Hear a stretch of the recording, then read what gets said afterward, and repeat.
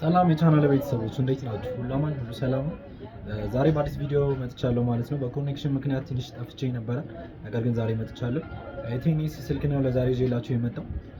ዋይፋይ ኦን ስታደርጉት አይበራም ማለት ነው። ከዛ በተረፈ ዋይፋይ ብሉቱዝ እና ሆትስፖት ስታበሩ አይበራላችሁ። ስለዚህ ይሄንን በቀላሉ እንዴት አድርጋችሁ ፊክስ እንደምታደርጉት ይዤላችሁ መጥቻለሁ።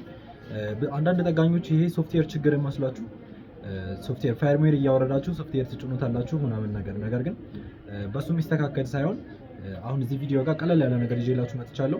ለዚህ ቻናል አዲስ ከሆናችሁ ላይክ፣ ሰብስክራይብ፣ ሼር እያደረጋችሁ ቤተሰብ ይሁኑ። ሁሌ አዳዲስ ቪዲዮዎችን እለቃለሁ ከእንግዲህ በኋላ።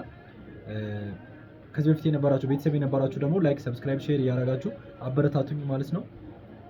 ወደ ቪዲዮ እንሂድ። እዚህ ጋር ስልኩን እንደምታዩት እንግዲህ ዋይፋዩን ኦን ሳደርገው መልሶ ራሱ ኦፍ ያደርገዋል ማለት ነው።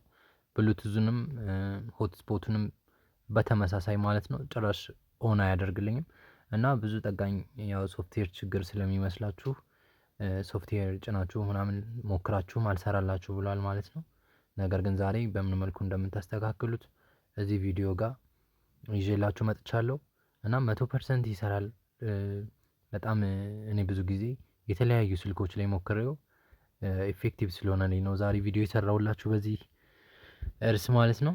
ስለዚህ ቪዲዮውን ተከታተሉት፣ እንደምታተርፉበት እርግጠኛ ነኝ። አሁን ስልኩን ወደ መፍታት እንሄዳለን ማለት ነው።